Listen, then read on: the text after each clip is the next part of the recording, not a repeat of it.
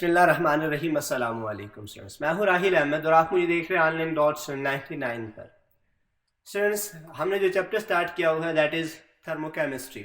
सो फार thermochemistry के हमने चंद एक बेसिक टॉपिक्स को डिस्कस कर लिया, जिसमें थर्मोकेमिस्ट्री का इंट्रोडक्शन, थर्मोडायनामिक का इंट्रोडक्शन और थर्मोडायनामिक से रिलेटेड चंद एक बेसिक टर्म्स पर हमने बात कर ली।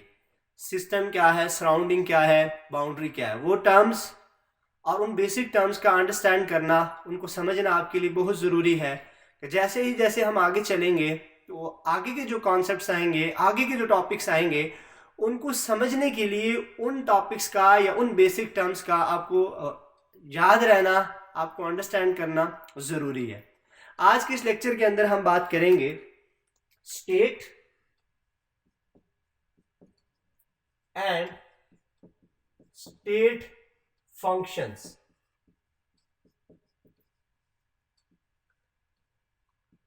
State and state function. That is very much important topic. ये काफ़ी ज़्यादा important topic है।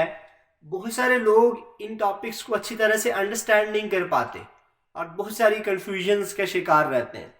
आज के लेक्चर को अगर आप अच्छी तरह से सुनेंगे तो आई होप ये बातें आपको समझ में आ जाएंगी कि स्टेट का क्या मतलब है, स्टेट फंक्शन का क्या मतलब है। इसके साथ हम पाथ फंक्शंस की बात करेंगे, ठीक है। और इससे पहले देखिए एक चीज इनको समझने के लिए जरूरी है, थर्मोडायनामिक फंक्शंस। थर्मोडायनामिक फंक्शंस, ये टर्म्स आपके जहन में होनी चाहिए, कहीं ना कहीं ये रिपीट होगी, तो आपको इस बात का पहले पता होना चाहिए कि थर्मोडायनामिक फंक्शंस का क्या मतलब है। उससे पहले भी फंक्शंस याद रखना है। फंक्शंस कहते हैं वेरिएबल्स को, ऐसी प्रॉपर्टीज जो चेंज हो रही होती हैं, या यहां पे आप ये कह लें फंक्शंस का मतलब ही होता है प्रॉपर्टीज, ठीक है। और याद रखना है थर्मोडायनामिक प्रॉपर्टीज या थर्मोडायनामिक फंक्शंस, प्रॉपर्टीज और फंक्शंस सेम याद रखना है। थर्मोडायनामिक प्रॉपर्टीज या थर्मोडायनामिक फंक्शंस का मतलब ये होगा कि ऐसी प्रॉपर्टीज जो हीट या टेम्परेचर के चेंज होने के साथ चेंज हो जाए, ऐसी प्रॉपर्टीज जो टेम्परेचर चेंज के साथ चेंज हो, उन प्रॉपर्टीज को हम क्या कहेंगे, थर्मोडायनामिक प्रॉपर्टीज। तो ये बात आपने ध्यान में रखनी है कि थर्मोडायनामिक फंक्शंस या थर्मोडायनामिक प्रॉपर्टीज के क्या मतलब है। अब पहली चीज आती है थर्मोडायनामिक स्टेट, या जर्नली हम इसको क्या लेते हैं, स्टेट। याद रखना है कि किसी भी सिस्टम की कंडीशंस, जो अपेरेंट कंडीशन किसी भी सिस्टम की है, टेम्परेचर, वॉल्यूम और प्रेशर के लिहाज से, उसको हम क्या कहेंगे, स्टेट। फॉर एग्जाम्पल देखिए, पहले भी हमने इसकी एग्जाम्पल ली थी। फॉर एग्जाम्पल आपके पास एक गिलास ऑफ वाटर है और उसके अंदर क्या पड़ा है, वाटर पड़ा है, ठीक है। और हमने इसमें कहा था कि ये जो वाटर है ये हमारा सिस्टम है। अब हम ये कहते हैं लेट्स सपोज ये जो सिस्टम है, ये सिस्टम अभी जिस टेम्परेचर पर हमने लिया दैट इज 25 डिग्री। अब इस कंडीशन में इसका मतलब क्या हुआ कि अभी ये जो सिस्टम है यानी कि वाटर है वो किधर है, 25 डिग्री पे है।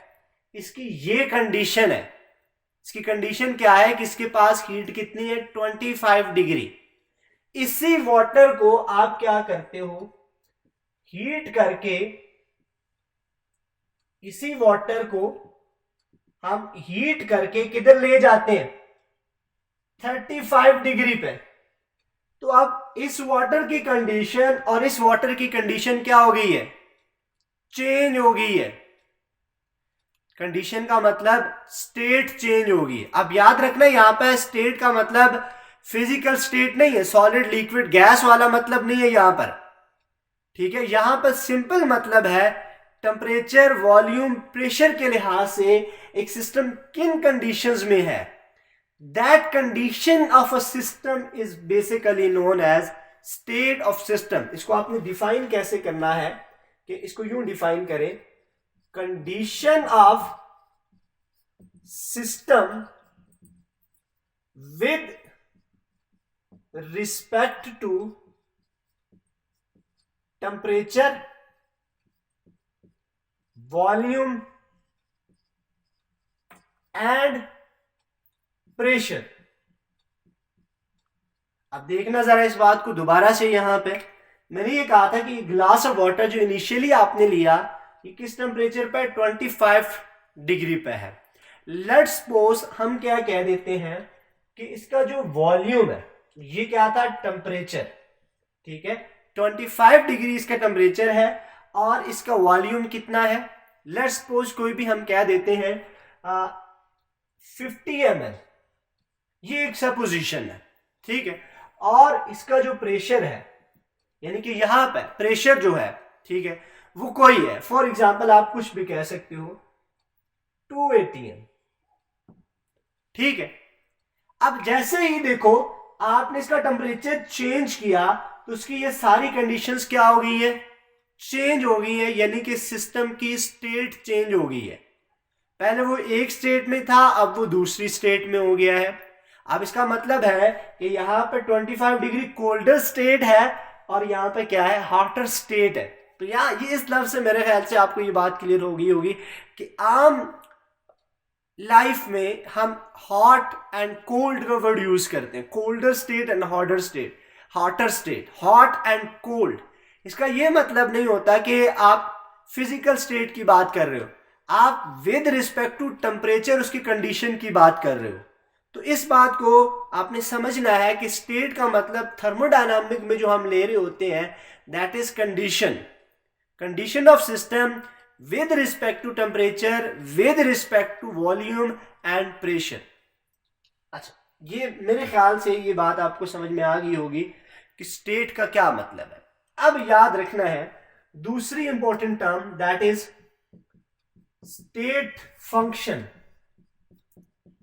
State function. अब ये बात भी अगर आपने इसको गौर से सुना होगा तो ये भी यहां से समझ आ जानी चाहिए। देखें, अब इसको हम क्या कहते हैं, कोल्ड स्टेट, इसको हॉट स्टेट हमने कह दिया, ठीक है। It's okay. मैं ये बात कर रहा था कि अगर हम इसको लें, ये एक स्टेट हम कह रहे हैं विद थर्मोडायनामिक उस कंसर्न में, ठीक है, और इसी तरह से हम इसको एक स्टेट कह रहे हैं। अब देखिए स्टेट फंक्शन का मतलब ये होगा, फंक्शन का मैंने पहले आपको क्लियर कर दिया, प्रॉपर्टीज।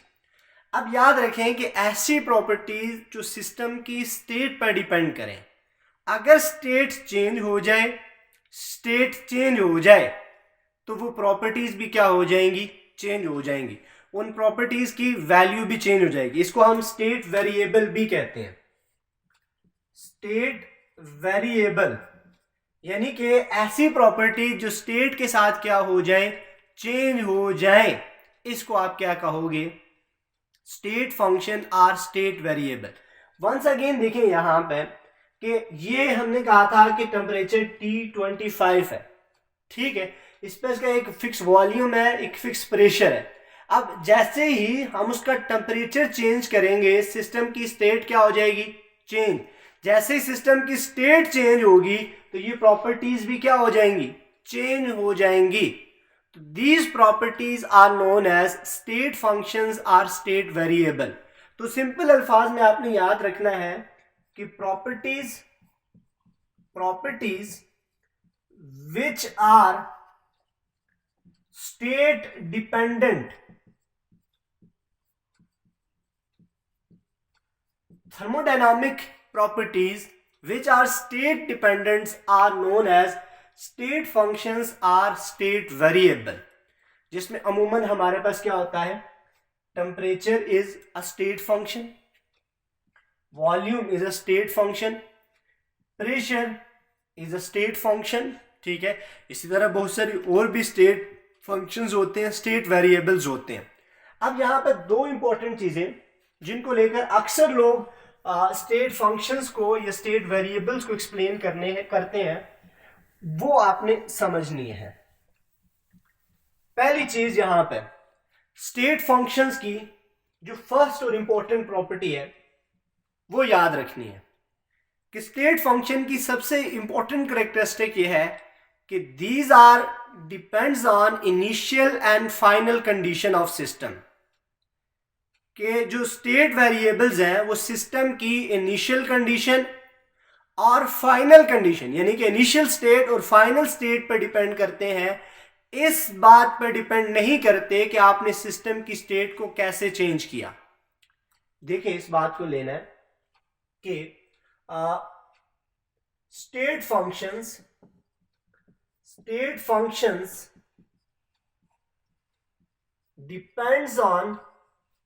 depends on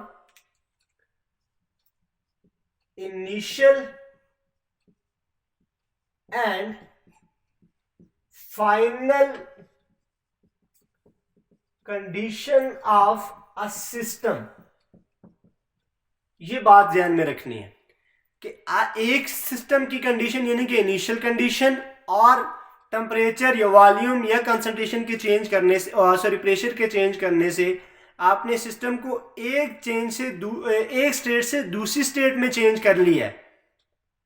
तो जो स्टेट फंक्शंस होंगे वो पहले वाली स्टेट और बाद वाली स्टेट पर डिपेंड करेंगे, इस बात पर नहीं कि आपने सिस्टम को एक स्टेट से दूसरी स्टेट में लाया कैसे, पाथ कौन सा फॉलो किया उसके ऊपर या उसके साथ इनका कोई कंसर्न नहीं होगा। तो हम ये कहेंगे एंड इंडिपेंडेंट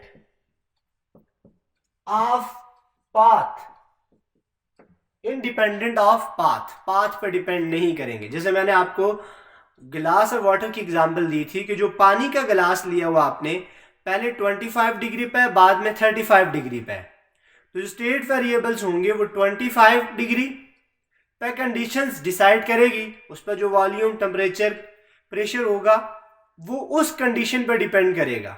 अब जैसे ही आपने उसको 35 पे लाया, इस बात पे नहीं आप कैसे 35 पे लेके जा रहे हैं, ठीक है, रास्ता कौन सा आप अडॉप्ट कर रहे हैं इस बात पर डिपेंड नहीं करेगा। इसको मैं एक एग्जांपल दे के आपको समझाऊंगा। दूसरी इंपॉर्टेंट चीज याद रखनी है कि अगर किसी सिस्टम के लिए किसी स्टेट फंक्शंस में से किसी एक स्टेट फंक्शन को या कुछ एक स्टेट फंक्शंस को आप स्पेसिफाई कर दें, फिक्स कर दें, तो बाकियों की वैल्यूज क्या हो जाएंगी, स्पेसिफाई हो जाएंगी। दोबारा से इसको सुने कि अगर किसी सिस्टम के लिए आप कुछ स्टेट फंक्शंस को स्पेसिफाई कर देते हैं तो बाकी वेरिएबल्स खुद ही स्पेसिफाई हो जाते हैं। That is according to PV is equal to nRT। देखिए फॉर एग्जाम्पल हम ये कहते हैं कि हमारे पास एक गैस है जो 25 डिग्री पे, एक गैस है जो 25 डिग्री पे उसके 5 मोल 25 dm³ वॉल्यूम ऑक्यूपाई कर रहे हैं, या कोई और बात आप कह सकते हैं, ठीक है। तो अगर हम volume number of mole T को स्पेसिफाई कर दें तो ये प्रेशर क्या हो जाएगा, ऑटोमेटिकली फिक्स हो जाएगा। तो थर्मोडायनामिक में स्टेट फंक्शन की दूसरी इंपॉर्टेंट प्रॉपर्टी जो मैंने एक्सप्लेन की उसका मतलब ये है कि अगर आप कुछ वेरिएबल्स की वैल्यूज को फिक्स कर दें तो बाकी अल्टीमेटली क्या हो जाते हैं, फिक्स हो जाते हैं। अब यहां पर एक छोटी सी एक्सप्लेनेशन इसी से रिलेटेड मैं दूंगा। देखिए फॉर एग्जाम्पल ये 2 पॉइंट है, एक पॉइंट ए है, ठीक है, और ये है एक पॉइंट बी, ठीक है, और यहां पे एक ऑब्जेक्ट है जिसे हम क्या कह देते हैं एम, और यहां पे एक ऑब्जेक्ट है एन। आप ये सपोज करें कि ये जो ऑब्जेक्ट है this is eight ground level, ये कहां पर है, ग्राउंड लेवल, और अगर हम इसकी पोटेंशियल एनर्जी देखें तो that is what, potential energy आपने पढ़ा ना mgh, that depends on height. अगर मैं यहां पर कहता हूं कि इसकी हाइट कितनी है, 0 ले लेता हूं, तो पोटेंशियल एनर्जी क्या होगी, 0। अब यहां पर अगर इस एन ऑब्जेक्ट की पोटेंशियल एनर्जी देखूं तो क्या है, देखें P is equal to mgh, और यहां पर हाइट क्या कह देते हैं, आप ये कह लो 25 फीट। तो तो इस हाइट को हम यहां पे पुट करेंगे, आपके पास क्या आ जाएगी, पोटेंशियल एनर्जी। अब यहां पे असल इंपॉर्टेंट बात जो आपने समझना है, देखें मैं क्या करता हूं, इस ऑब्जेक्ट को यहां से घुमा के यहां पे, यहां से फिर इधर, जैसे पहाड़ों के रोड होते हैं, ऐसे ऐसे करके इस ऑब्जेक्ट को यहां पे पहुंचाता हूं। एक रास्ता मैंने ये अपनाया कि इसको मैं ऐसे लेके गया, और दूसरा क्या किया कि हमने एक प्रोजेक्टर लाया और इसको यहां से खींच के लात मारी और ये यहां पहुंचा दिया डायरेक्ट। तो दोनों केसेस में आप ऐसे जाएं या ऐसे जाएं, जिस पॉइंट पे वो जा रहा है पॉइंट क्या है, सेम। जो हाइट कवर करेगा वो क्या होगी, सेम होगी। लिहाजा आप इस ऑब्जेक्ट को ऐसे ऐसे करके यहां पे पहुंचाएं या आप इसको ऐसे यहां लेकर पहुंचाएं, इस पॉइंट पे पहुंचने के बाद इसकी पोटेंशियल एनर्जी क्या होगी, उतनी ही होगी, आप जोन सा मर्जी रास्ता अपनाएं। तो that is basically state 1, state 2, initial state, final state. Energy ने इस बात पर नहीं डिपेंड किया कि आप कौन सा रास्ता अपना रहे हो, उसने इस बात पर डिपेंड करना है जो इनिशियल स्टेट है और जो फाइनल स्टेट है। That's why these are known as state functions are state variable. I hope ये बात आपको अच्छी तरह से अब समझ आ गई होगी। इसके बाद उम्मीद है कि ये बात आपको कभी नहीं भूलेगी। So for thank you very much.